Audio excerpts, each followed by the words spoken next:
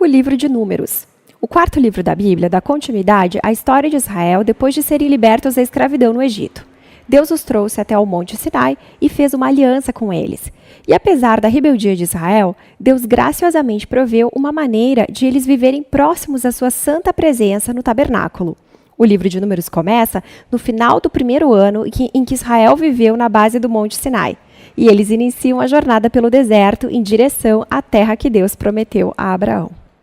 A história do livro é estruturada de acordo com cada estágio da jornada do povo. A primeira sessão começa no Monte Sinai, então eles levantam acampamento e viajam para o deserto de Parã. De lá, eles viajam para as planícies de Moabe, que fica bem do lado da Terra Prometida.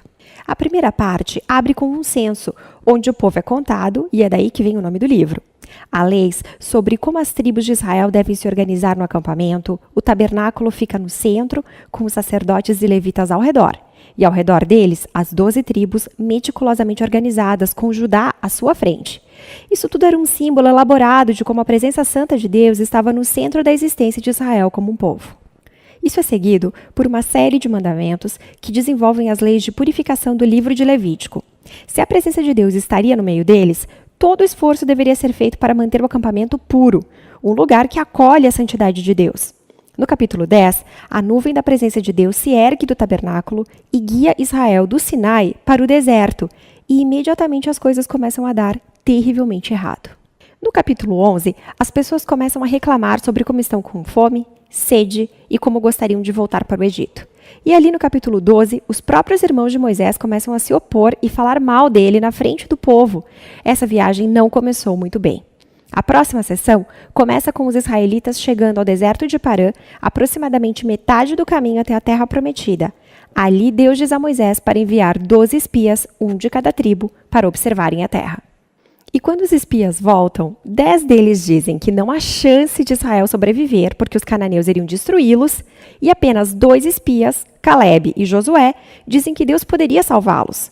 Mas os outros 10 incitam o povo de tal forma que eles começam a planejar um motim para escolher um novo líder e voltar ao Egito. Deus fica compreensivelmente irritado e Moisés intercede pelo povo. Ele pede a Deus que seja fiel à sua promessa a Abraão. E Deus faz isso, mas sem comprometer a sua justiça. Deus dá aos israelitas o que eles querem, não entrar na terra prometida. E sentencia essa geração a andar pelo deserto por 40 anos até eles morrerem. Apenas seus filhos entrarão na terra.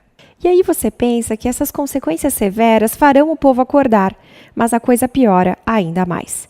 Na próxima história, um grupo inteiro de levitas começa uma rebelião, e eles desafiam a liderança de Moisés e Arão, dizendo que eles foram longe demais. Deus age severamente contra esses levitas e renova seu compromisso com Moisés e Arão como líderes de Israel. Mas quando eles deixam a região de Parã e caem na estrada, as coisas pioram novamente. Os israelitas começam a reclamar de novo de sede e indagam por que Moisés os tirou do Egito, e Deus diz a Moisés para falar com uma rocha e prover água para o povo. Mas Moisés não faz exatamente isso, ele ultrapassa os limites. Ele bate na rocha 2 vezes e então diz: rebeldes, será que teríamos que tirar água dessa rocha para dar a vocês? Com isso, ele desonra a Deus por se colocar no lugar de Deus como aquele que trouxe a água. E Moisés traz sobre si próprio o mesmo destino da geração que irá vagar pelo deserto. Ele também vai morrer ali e não entrará na terra prometida.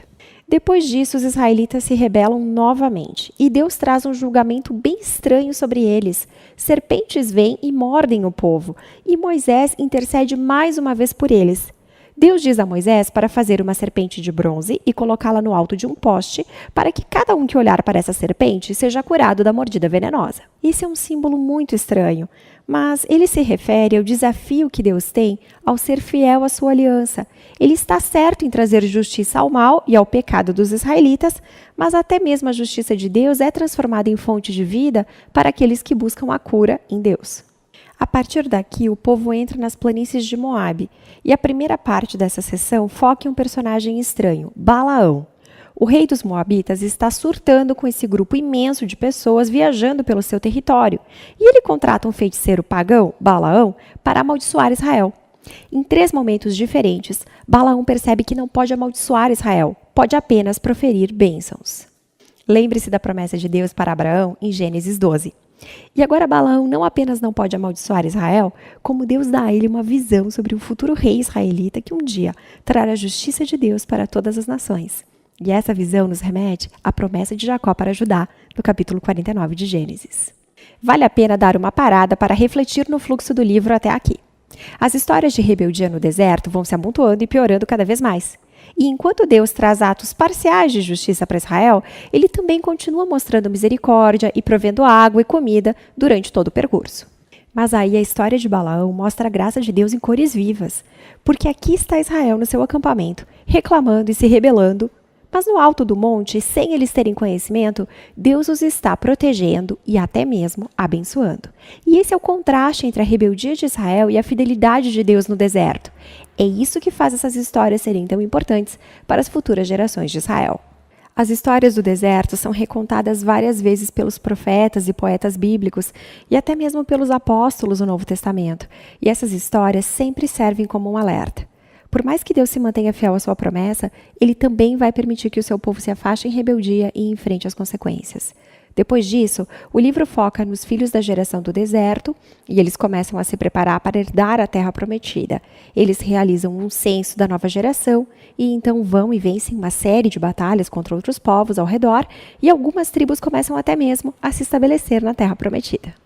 E o livro termina com uma nova geração pronta para entrar na terra e Moisés se preparando para dar suas últimas palavras de sabedoria e advertência. Mas, por enquanto, é sobre isso que trata o livro de Números.